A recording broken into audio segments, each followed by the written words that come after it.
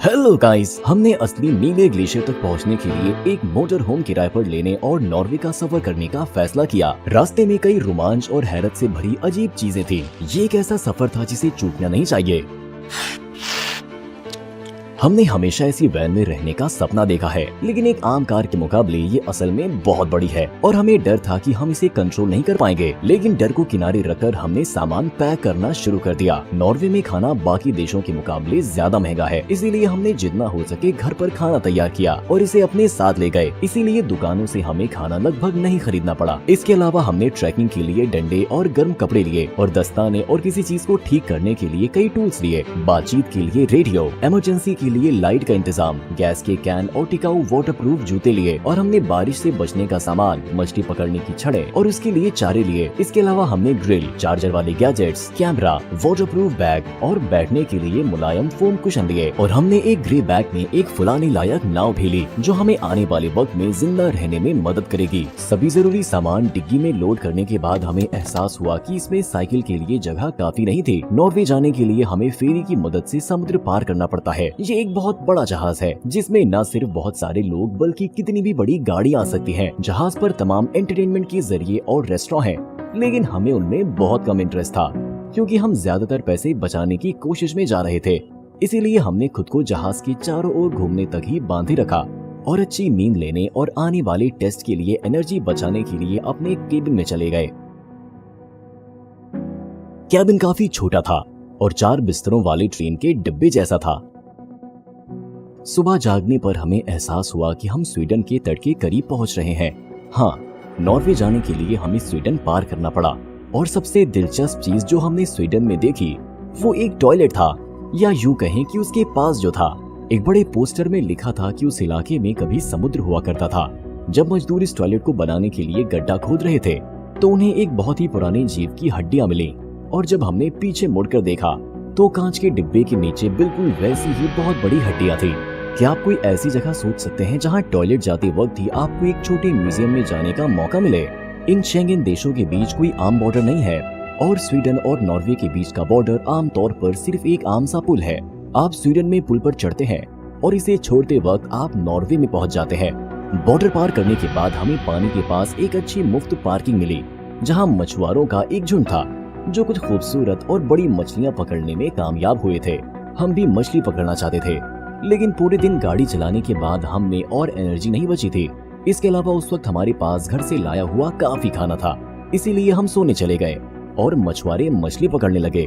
जब हम सुबह उठे तो हमने पानी की ओर देखा और उसमें हमें एक अजीब जीव दिखा। ये किसी तरह का बिना कान वाला कुत्ता या उसके जैसा कुछ लग रहा था और कुछ सेकंड्स में ही ये पानी के अंदर चला गया।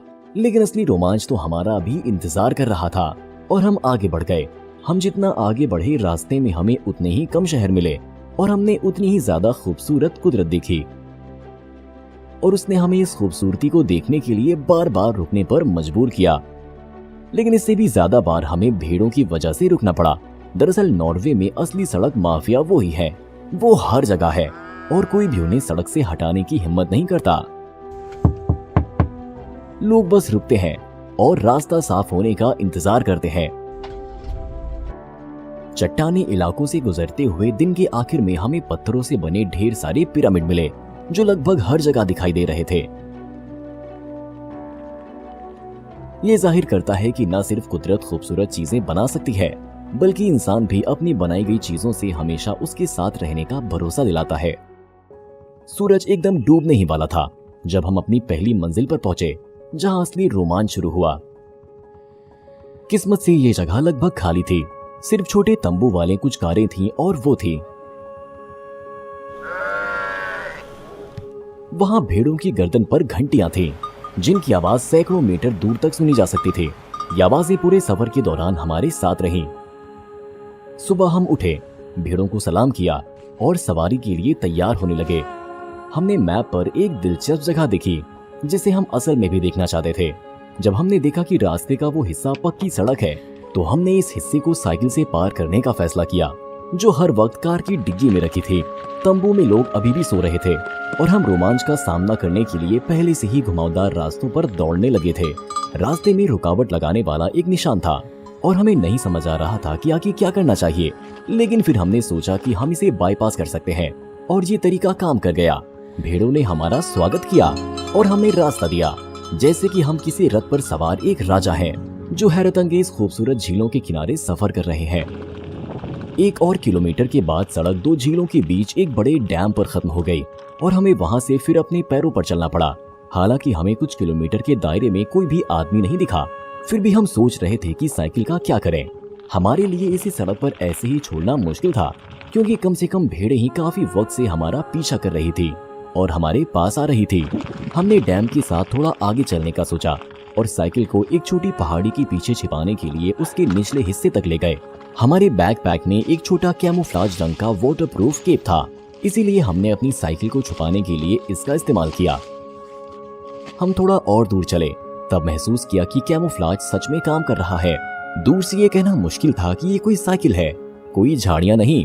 हमारा पथरीला रास्ता ऊंची चट्टानों से घिरी एक बड़ी झील के किनारे था और आसपास कोई नहीं था। सिर्फ कभी कभार आने वाली धाराएं और झरने ही आसपास के सन्नाटे में रुकावट डालते थे।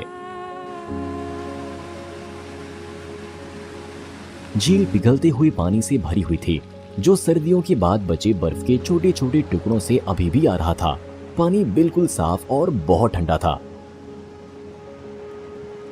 हमने इन छोटे झरनों में से एक से पानी भरा।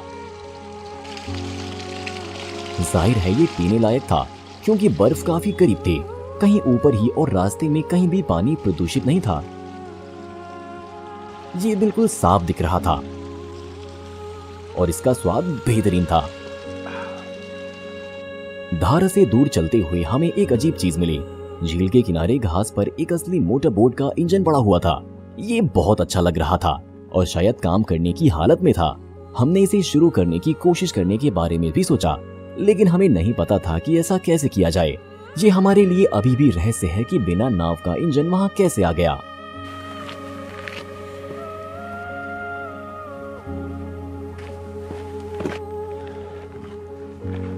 और फिर हमने झील से दूसरी ओर 2 लाल घरों को देखा। हमें तुरंत ये जानने की ललक हो गई कि क्या वहां कोई रहता है। हमें वहां जाकर इसका पता लगाना पड़ा। बहुत चलने के बाद भी 1 किलोमीटर से ज्यादा मुश्किल रास्ता तय करना बाकी था, लेकिन हमें उम्मीद थी कि ये रास्ता इसके लायक होगा। हम पास ही पहुंच रहे थे और आखिरकार 40 मिनट की पैदल दूरी के बाद हम अपनी मंजिल तक पहुंच गए। झोपड़ियों के आसपास कोई बाड़ या लोग नहीं थे। सब कुछ साफ सुथरा था। सिर्फ सफेद और काली भेड़ें ही घूम रही थी और हैरत से हमारी ओर देख रही थी। खैर, अंदर जाने का वक्त हो गया था। घर खुला होने और अंदर कोई न होने के बावजूद हमने दरवाजा खटखटाया।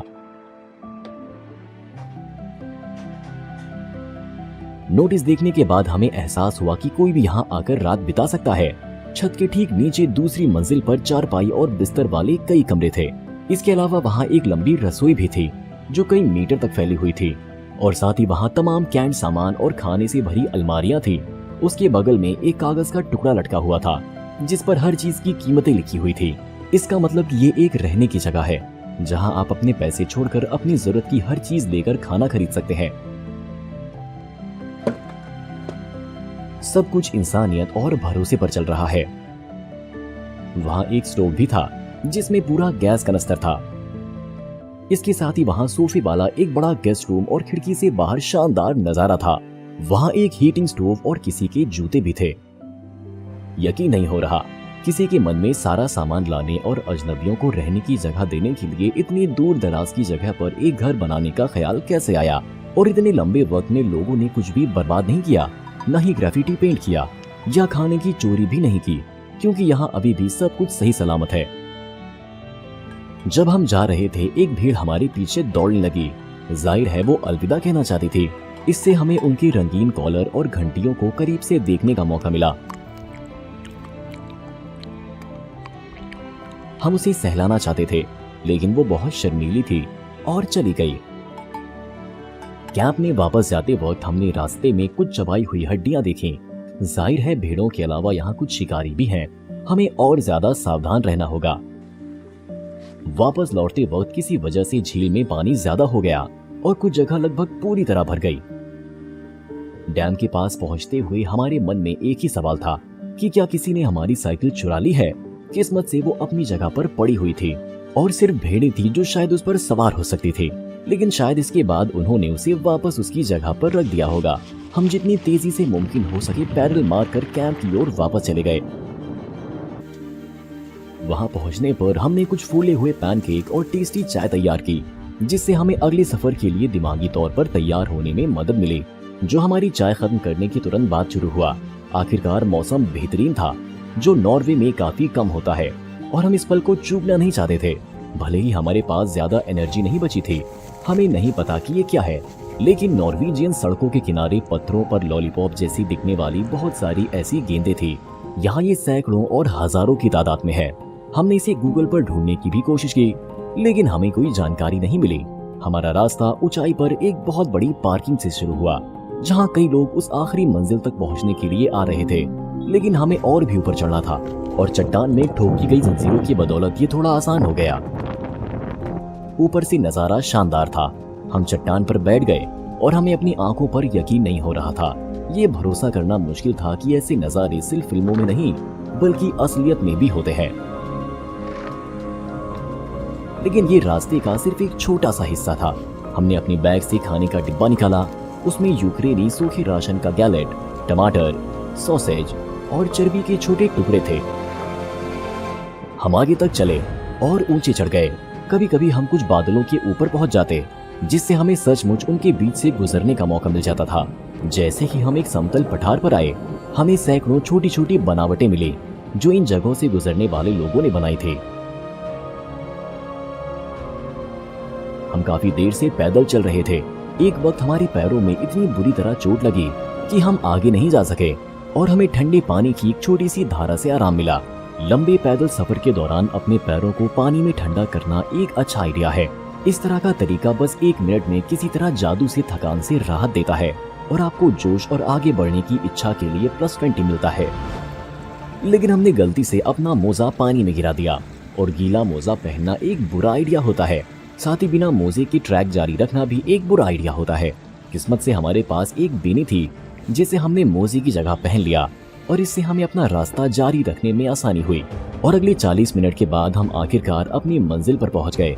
ये दुनिया भर में मशहूर सेराक बोल्टन चट्टान थी, जो लाखों साल पहले गिरकर 2 चट्टानों के बीच हवा में अटक गई थी। और जब से लोगों ने इसकी खोज की है, हर दिन दर्जनों यात्री कुछ खूबसूरत लेकिन साथ ही खतरनाक तस्वीरें लेने की उम्मीद में यहाँ आते हैं।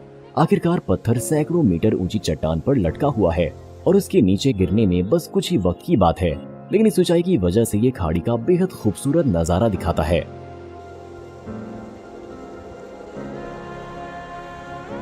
सभी लोग वहां जाने की हिम्मत नहीं करते, लेकिन हमने अपने डर पर काबू पा लिया, और अब आपको फर्स्ट पर्सन में दिखाएंगे कि ये कैसा दिखता है। चट्टान तक जाने का रास्ता काफी सकरा है, और आप उस तक पहुंचने से पहले ही गिर सकते हैं। किस्मत से किनारे पर एक मेटल का लूप है, जिसका इस्तेमाल आप बैलेंस बनाए रखने के लिए कर सकते हैं। हम आगे बढ़े, और नरक के दरवाजे पर लटके पत्थर पर हमने एक कदम रखा। ये डरावना है, लेकिन साथ ही इमोशन से भरे हुए थे, क्योंकि ये पत्थर और खूबसूरत नजारा उस इंसान के लिए एक तोहफे से कम नहीं है जिसने सफर को पूरा किया हो।